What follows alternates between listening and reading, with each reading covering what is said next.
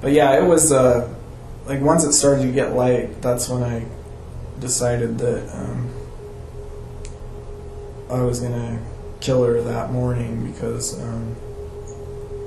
I was originally thinking that I would tie her up and keep her there, or maybe stay another night in the hotel and then come back the next night and go from there. But yeah, there had been too many things that went wrong on that one, and she almost got away, and I just didn't want to take the chance, and the road was really busy, so I just decided to kill her that morning and just get away from the house in case anybody had noticed, that there was a car there or something. So.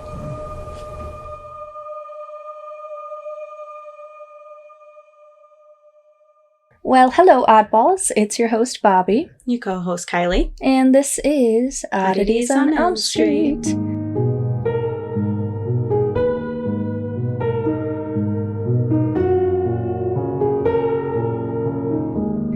We are back with episode 40. My apologies for not uploading last week. We were hit by a tornado. Mm-hmm. Well, 2 tornadoes, I think, touched down. Was it 2? Around here, yeah. So my power and my internet was taken out for about 4 days. Did you end up getting it back on Monday night? Sunday night, I got my power back. My internet was like in and out all day until Tuesday morning. So, yeah. Yeah, that was scary. I know.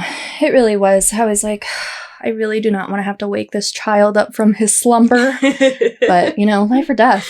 Yeah, seriously. So, this week, firstly, we have officially hit 100,000 streams. Oh my gosh. So to celebrate that, we have partnered again with the Mysterious Package Company to do a giveaway. And we'll be doing that on my Instagram. We're going to be giving away their new game called Body of Evidence. They sent me a copy. It's seriously so cool. I have to show you after we're done. It's like, it has pop-ups and stuff in it. I don't know, it's really like immersive. That sounds so fun. I'm very excited about it. Just in time for spooky season. I know. So it's not just like, they have so many companies now that are doing like case files and stuff. It's not just like they're sending you files with evidence and then you have to solve it. They have like little evidence cards. You have to like quote unquote examine the body in the morgue. It's really cool. And I haven't seen anything like it before. So if that's something you're interested in, I think it'd be perfect for like a girls' night or family night, or like something that you can just do by yourself if you have free time. So, again, a big thank you to them. You can check that out on my Instagram. That is Instagram.com/Bobby Curtis Lee. Can't even say my own name. Body Curtis Lee. And then I'll announce the winner in next week's episode.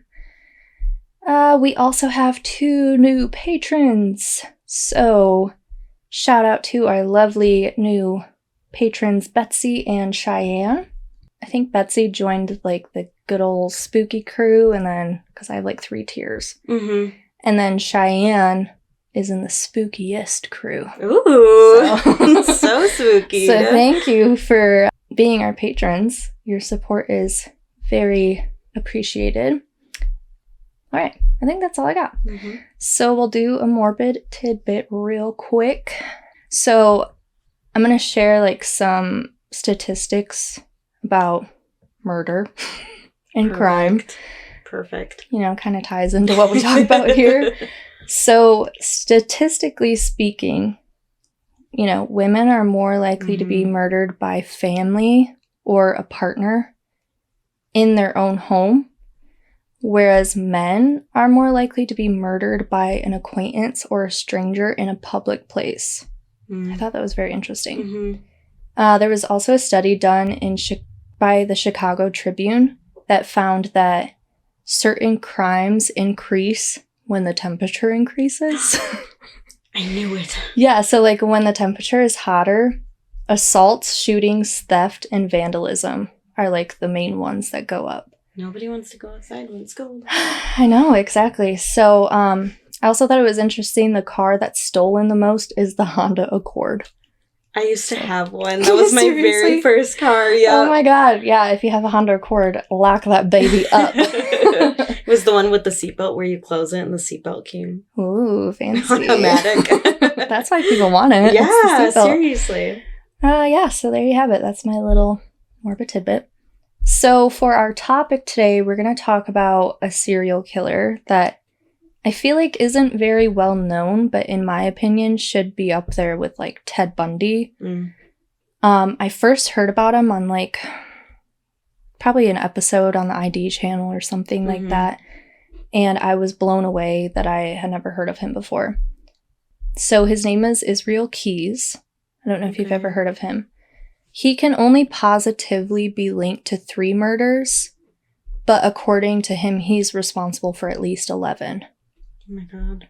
And I say at least because during his interview with investigators, he kind of hints to being responsible for more, but then he would just like suddenly clam up and stop talking, which is very frustrating. Yeah.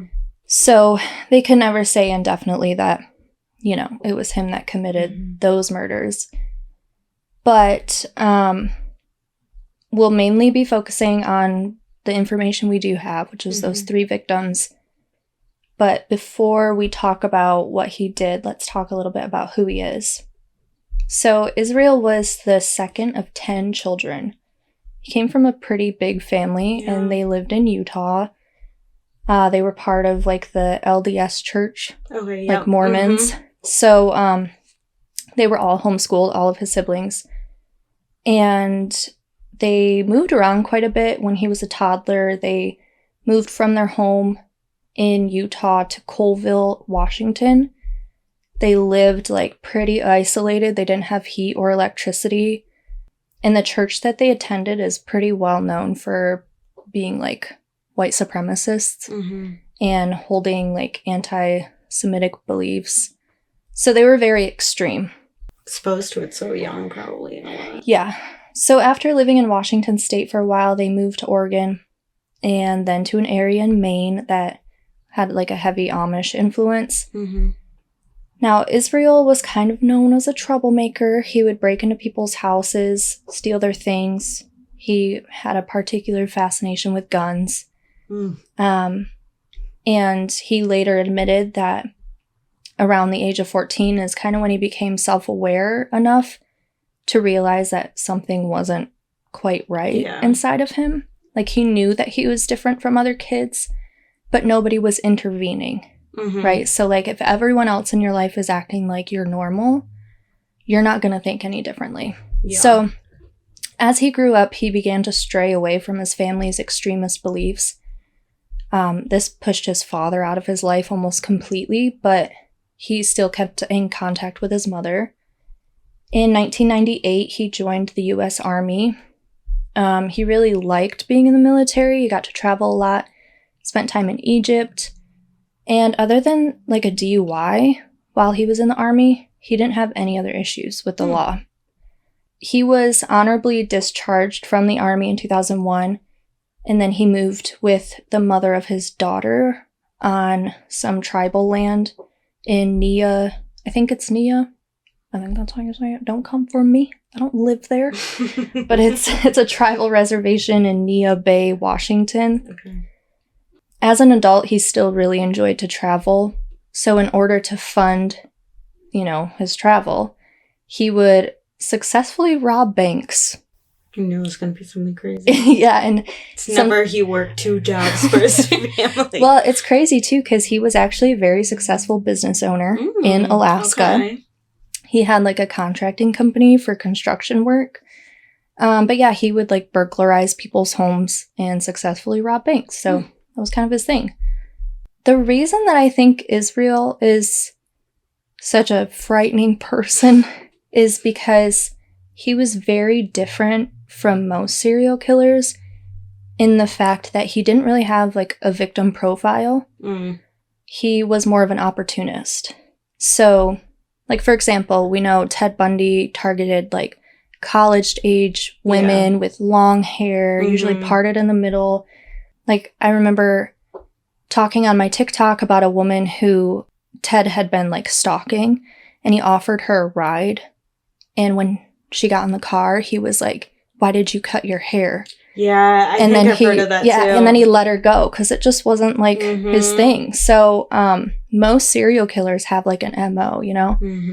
The only one off the top of my head that I can think of that was kind of like this was the Night Stalker, Richard Ramirez. Yeah, yep. So Israel never knew who he wanted to kill. It was always about where he wanted to. Like the timing was right or something? Yes, exactly. It was only like when he felt that the opportunity was there that he would strike. And after he was caught and spoke to investigators, they wanted to know like what some things that he looked for, you know, in his victims was. He said that he would avoid houses with dogs, not only because, like, you know, dogs will protect your property, but also because he didn't want to have to kill a dog. That was like, it's weird because he's like a monster, but he has a strange moral code. Like, I'm not going to harm the dogs. They're too innocent. Yeah. And he also, like, didn't want to kill children or mothers because he didn't want a child to grow up without a mother.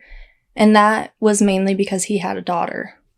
So he could empathize with children and mothers, but nobody else. Yeah.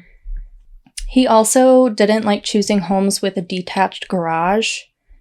I guess that's because, like, you'll see, like, a pattern. He usually will steal the people's car. And so he wants to be able to get in and out without being seen and just be able to go through the garage, drive their car out, and nobody even knows. So it wasn't like he'd been stalking these people, and that's why he chose them. He actually told investigators that, like, when he chose his victim, there was nothing that could stop him from following through with their murder.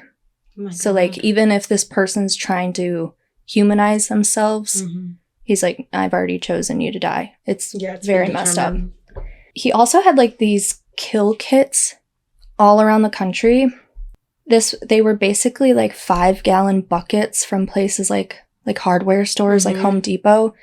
And inside, he had, like, guns, ammunition, zip ties, pretty much anything you would need to murder a person. A kill kit. Yeah, and he would bury them underground and just remember where they were. So where he had these kill kits buried were the locations that he knew he was going to kill somebody. He just didn't know who yet. So he would travel across the United States. He would leave these all around. That would be the destination where he would choose his next victim. And that is exactly what happened on June 8th, 2011. Israel had taken a flight from Alaska to Seattle and then to Chicago, where he rented a car and began driving east. The purpose of this was because he wanted to visit his brothers in Maine, but along the way, he made a stop in Indiana for a couple days, and then at an old farmhouse that he owned in upstate New York, and then he went into Burlington, Vermont. He knew that he had buried a kill kit in Vermont 2 years earlier. When you remembered? Yes. Like where it was? Yes. He is like, he's so meticulous, and like the preparation that he goes through blows my mind. So strategic. He is very strategic, yeah.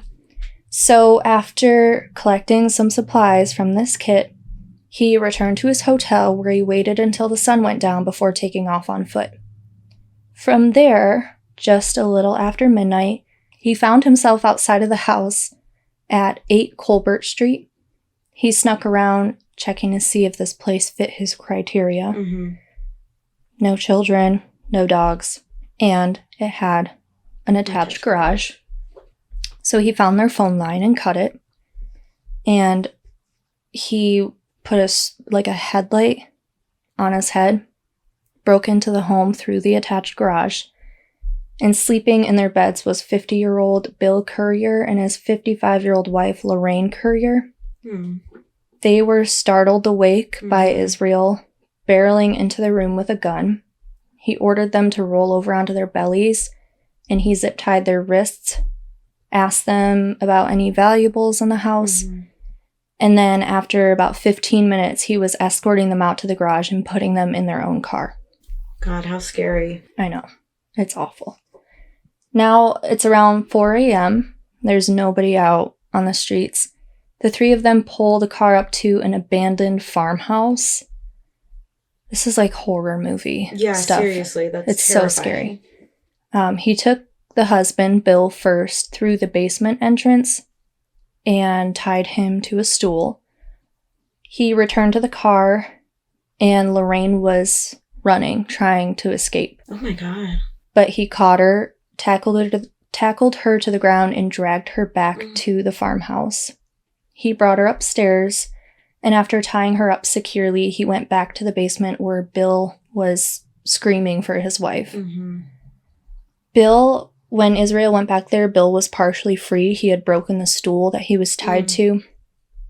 And during his interview, Israel explained that this pissed him off because he has a very specific way about doing things. And when, the whole thing's planned out, when it doesn't go the way that he wants, it throws him off. Throws him off his fighting. Yeah, they were.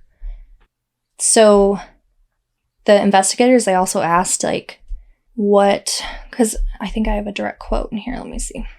He said there was a very specific way I want things done, and I have the whole thing planned out. I have everything I need to do it. And then when they asked, he wouldn't say what he had planned for Bill, but investigators already knew, he had planned to rape Bill, just like he had his wife, Lorraine. But instead, Israel hit him with a shovel, but it didn't even knock him to the ground. So he hit him again. It knocked him to the ground, but he was right back up on his feet and yelling for Lorraine. Oh my God. So Israel is now furious. He ran back downstairs and opened fire on him, hitting him 10 times and killing him. Oh my God. And then went back upstairs to rape Lorraine. When he was done, he brought her to the basement to show her what he had done to her husband before strangling her with a rope. Yikes, that's so scary. He poured Drano on their bodies. I didn't know this was a thing, but I guess it can speed up decomposition. And then put their bodies into trash bags. The farmhouse was demolished, and the rubble was hauled away with Bill and Lorraine's bodies still inside.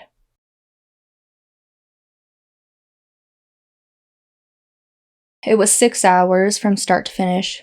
No one suspected a thing. Their murders remained unsolved until his confession. He got into his rental car and drove the rest of the way up to Maine and visited his brothers just as he had planned. It's normal. So, it's so, such psychotic behavior. It's so scary. You'd really have to, dissociate yourself from, Yeah. What just happened. Okay, now I'm going to visit my brother. Right? It's insane. Okay, so now we jump to February 1st, 2012. 18-year-old Samantha Koenig is working late at Common Grounds, which was a small coffee stand in Anchorage, Alaska. She's just about done with her shift when a man comes in and orders an Americano. And as she turns around to hand him the drink, she's seen on surveillance video looking startled. She puts her hands up. It's Israel. He demands money. She complies, but doesn't realize that Israel's not there for the money. Right. He's already decided that that's going to be his victim.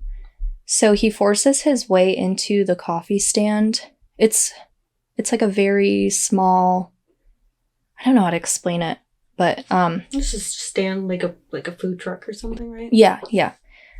He forces his way in. He ties Samantha's hands with zip ties. He, again, it wasn't like he saw Samantha and said, that's going to be my victim. He chose the Common Grounds coffee place specifically for that occasion. He considered other places, but this happened to be the one that was open the latest. And that's the only reason he chose it.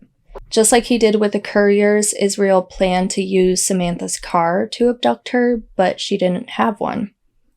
In fact, she was waiting for her boyfriend to come pick her up after her shift. Uh-oh.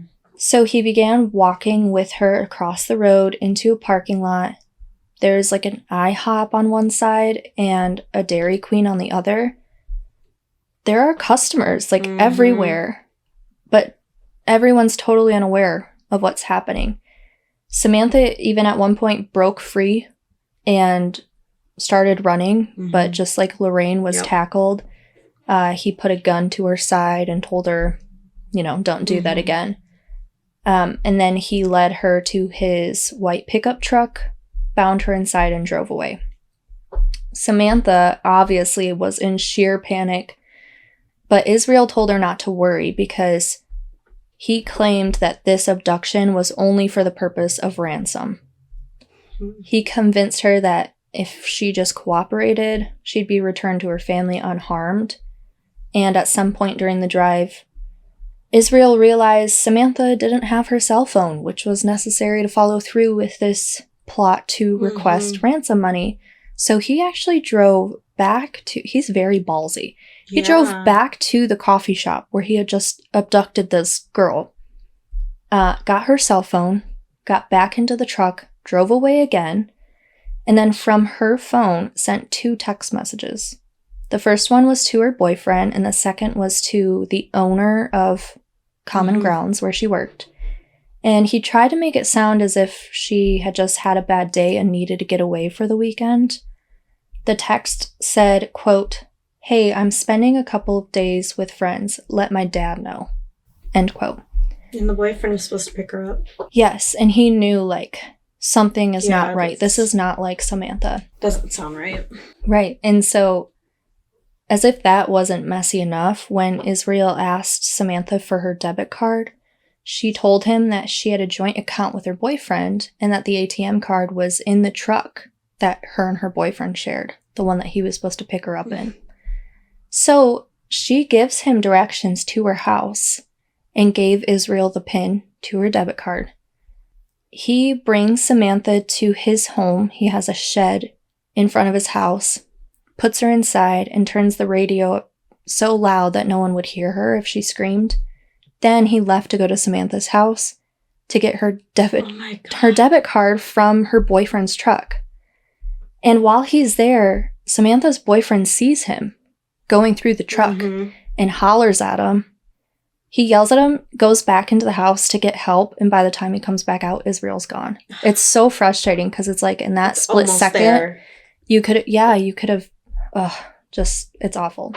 So he drove to the ATM machine just to make sure that Samantha gave him the right PIN. She did. And then he returned to the shed where he had her. He raped and strangled her. And then went back inside of his house where his girlfriend and daughter were. And continued to plan for an upcoming cruise that he was taking from New Orleans. And he left that morning, February 2nd, with her body still in the shed. So Israel goes on this cruise with his family, all the while knowing that Samantha's dead body lay in his shed back home. He returned to Anchorage on February 17th and then began preparing a ransom note. In the note, he demanded that $30,000 be deposited into Samantha's account, but there was only one issue. He needed proof of life, and he had killed Samantha on the same night of her abduction. Because he lived in Alaska and it's now February, the cold temperatures have kept Samantha's body from decomposing. So Israel formulated this plan. He braided Samantha's hair. Put some makeup on her and sewed her eyes open to appear as if she were still alive, and then snapped a Polaroid picture of her while he held up the front page of the Anchorage Daily News that was dated from February 13th, 2012. Oh my god. I feel nauseated. Yeah, and I mean, you can find the picture. I'll post it on Patreon, but just knowing that she is not alive in that picture, it's so chilling to see. Samantha's boyfriend then got a text from her phone, and it said, quote, "Connor Park sign under pic of Albert. Ain't she purty? End quote. So in Anchorage, there's this park called Connor's Bog Park. At the time, there was a lost dog flyer hung up, and the name of the missing dog was Albert. So the Anchorage Police Department actually go there, and they find the ransom note underneath this poster.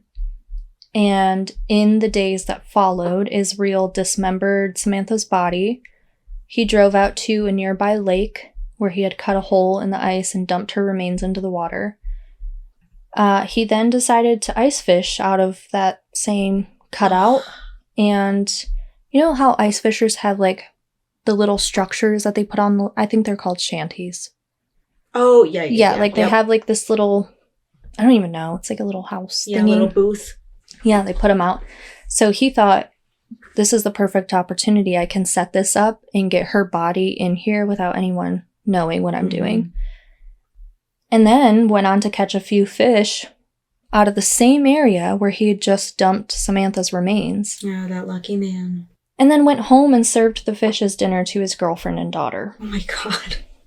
He's like so fucked up.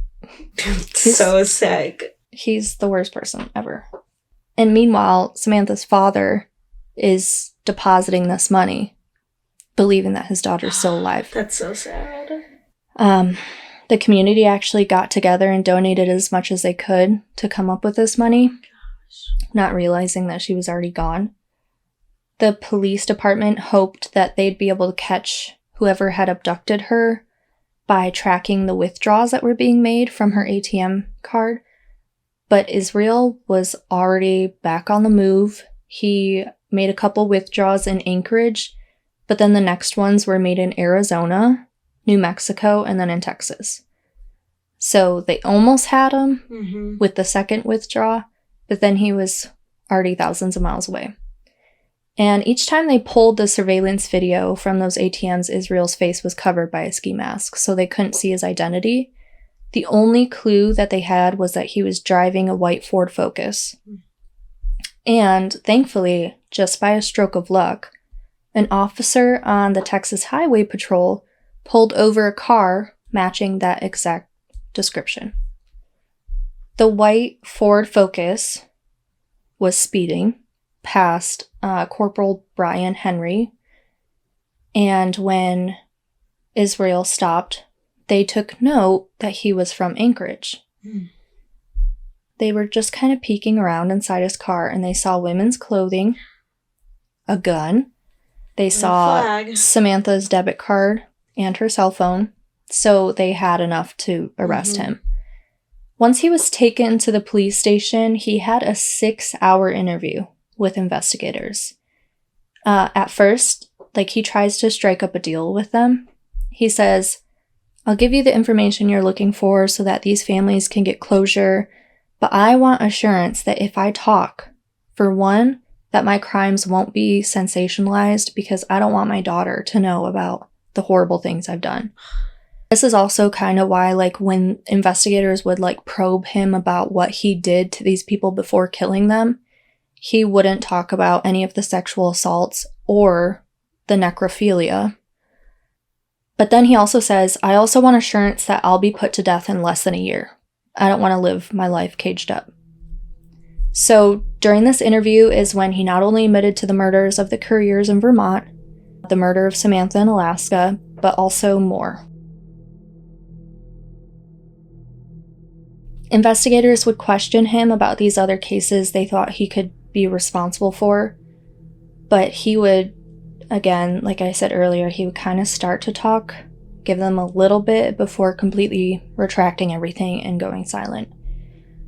He would keep saying, "I'm not going to talk about that." So it's obvious that he is responsible for more murders than what he's confessed to. Also in the tapes, he's laughing. While he's talking about this, he's chuckling about it. It's so disturbing. He's super cocky. He tells them "You'll only know if a victim is connected to me if I tell you." But he's right. Gross. Because he was so meticulous and thought out about everything. And it's terrifying to think that how many people could be out there Mm-hmm. that just haven't been caught yet because they're just like this. Mm-hmm.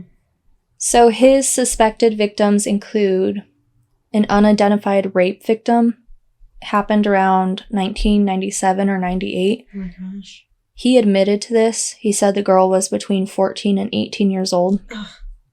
She was actually tubing on a river with her friends. He lured her away. He said that he had planned on killing her, but that he, quote, wasn't violent enough. The rape was never reported, so the victim is still unidentified.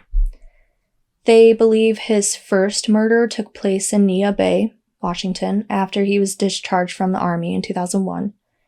They don't know who the victim is, but Israel confirmed that the murders did start after he moved to that area.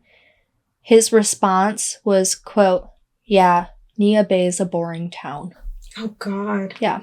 He confessed to murdering a Washington couple. He couldn't remember when. He said it was sometime between 2001 and 2005. And he claimed he buried them near a valley. He actually said that he had killed 4 people total in Washington state between 2001 and 2007. But that's pretty much all he gave them about those. He did say that at least one of those bodies was put into Crescent Lake in Washington, and he said he used anchors to weigh them down. During the interview, upon showing Israel a picture of 49-year-old Deborah Feldman, he said, quote, I'm not ready to talk about that one. So they're pretty sure he killed Deborah because they also found out that he had been searching for her case on his computer right before his arrest. So, like, how else would you know about her, you know? There's also speculation about some other victims, like a 13-year-old girl named Julie Harris, who disappeared from Colville in 1996. Her prosthetic feet were found a month after she vanished, but her remains weren't found until the next year. Her cause of death couldn't be determined.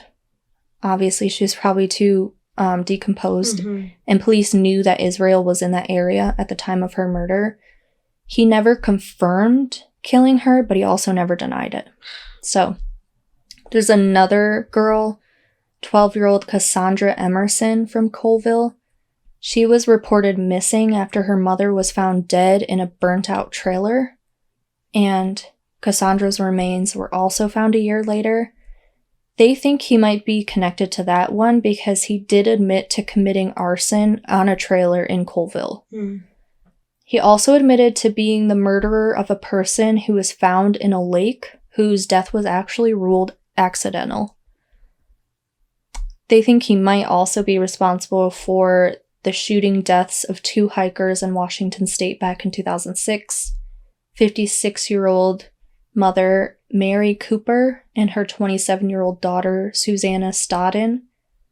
He confessed to at least 1 murder in New York, but they could never connect any of the cases to him.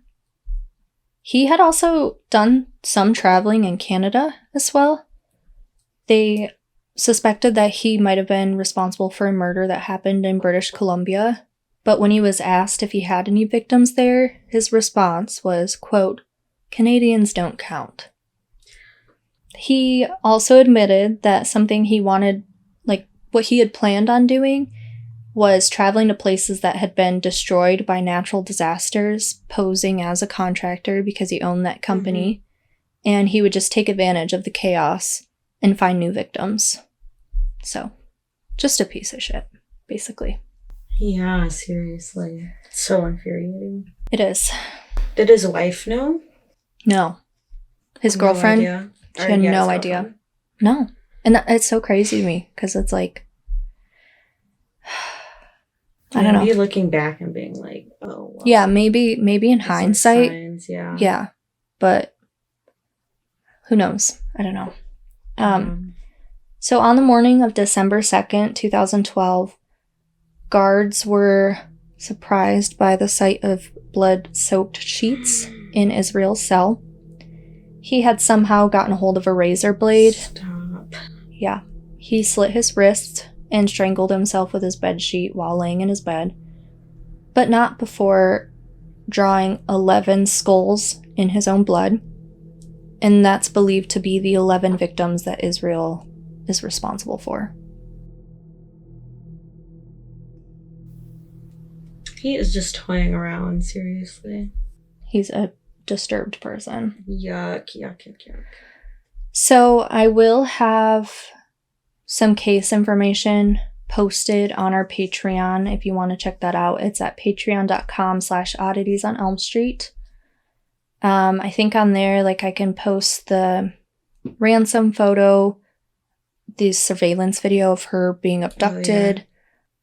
There's probably more. I just can't think of anything off the top of my head, but that will all be on Patreon.